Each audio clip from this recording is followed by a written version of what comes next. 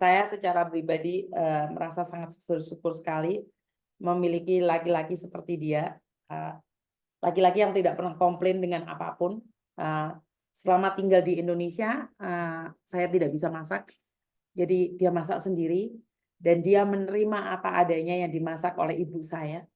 Jadi dan di Indonesia nggak punya pembantu ya, cuman punya bibi sing mekurnya punya omah tok. Jadi suami saya masak sendiri, bersih-bersih sendiri. Jadi saya sangat beruntung sekali dengan laki-laki seperti ini. Sama sekali nggak pernah komplain, Mbak.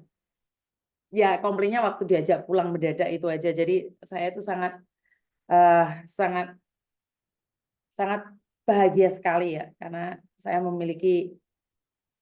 ditakdirkan Tuhan bertemu dengan laki-laki seperti ini, walaupun perutnya jendut ataupun belenduk.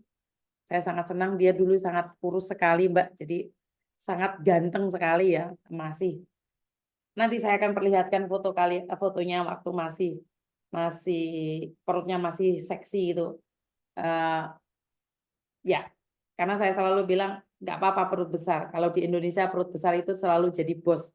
Jadi saya itu sangat sangat apa sih, sangat berterima kasih sekali sama Tuhan, karma baik pernah saya tanam mungkin sama Tuhan.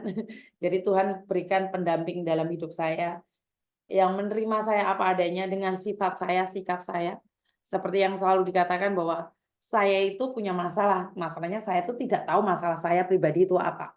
Karena itu dia sangat memahami apa yang terjadi dengan saya. Saya live, waktu saya kerja di agent, saya pulang membawa-bawa masalah, dia hanya bilang, "Ya udah sabar. Ya udah kalau kamu pingin marah, marah aja sama saya." Jadi saya itu kadang-kadang saya itu tidak bermasalah dengan dia, tapi pelampiasannya sama dia. Karena saya nggak mungkin dong marah-marah sama pembantu saya. Majikan-majikan lain kan marahnya sama pembantu, kalau saya kan nggak mungkin.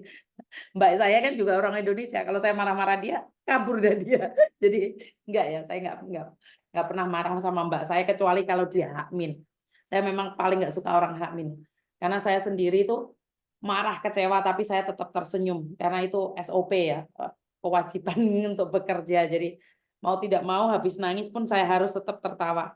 Ayo telepon meneh ben gak off, alah Mbak Sin iki jangan tak ketak pun kok ya. Mbak Sin itu sudah merasakan tanda-tanda saya mau pamitan.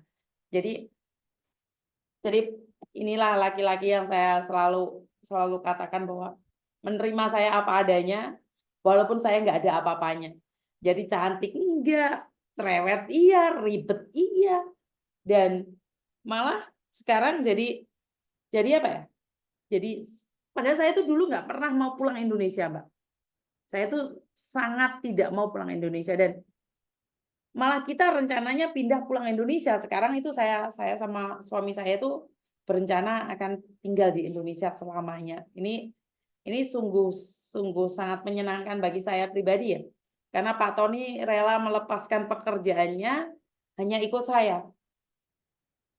Jadi Pak Tony itu rela kehilangan pekerjaannya hanya ikut saya ke Indonesia.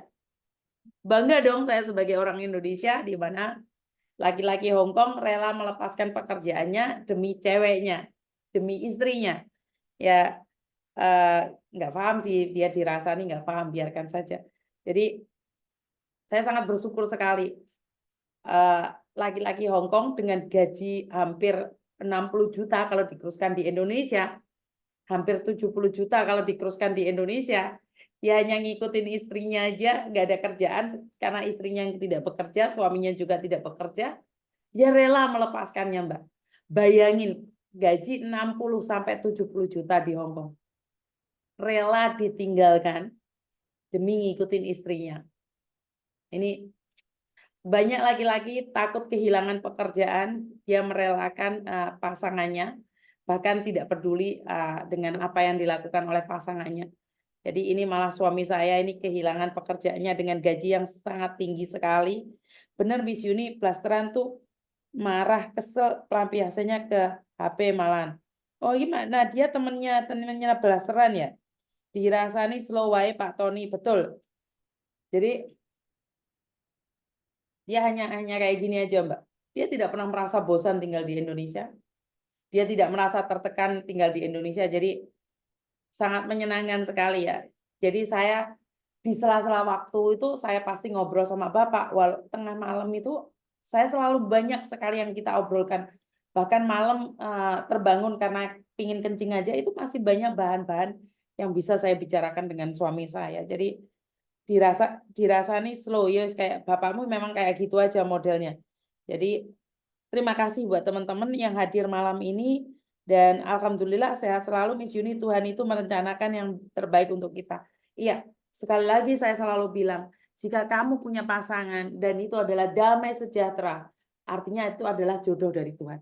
Jika kamu memiliki pasangan dan kamu khawatir tentang pasanganmu, kamu punya pasangan tapi kamu merasa ketakutan, jika kamu punya pasangan kamu terlalu eh, tidak percaya sama dia, itu bisa dibilang bukan pasangan yang dari Tuhan. Karena pasangan yang dari Tuhan itu akan merasa membuat kamu nyaman.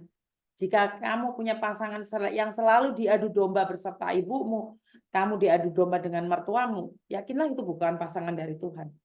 Ya, karena memang pasangan dari Tuhan itu terasa nyaman dan damai sejahtera. Salam buat Pak Tony, Miss. Siap ya, udahan. Terima kasih ya, Pak Tony menyebar penyayang keluarga yang baik. Terima kasih. Miss, aku tak telepon ngobrol keplak dasmu ngono sini ya. Jadi terima kasih buat teman-teman. Kok khawatir ada, percaya harus. Khawatir pasti ada. Tapi memang harus percaya dengan apa yang dilakukan oleh pasangan kita. Jadi untuk malam ini terima kasih sekali teman-teman dan kurang lebihnya saya minta maaf. Wassalamualaikum warahmatullahi wabarakatuh. Berkat Tuhan mengalir atas hidup kita semua. Semoga semua makhluk hidup bagian. Terima kasih. Saat saya berpamitan, Pak Tony langsung menoleh. Bye-bye.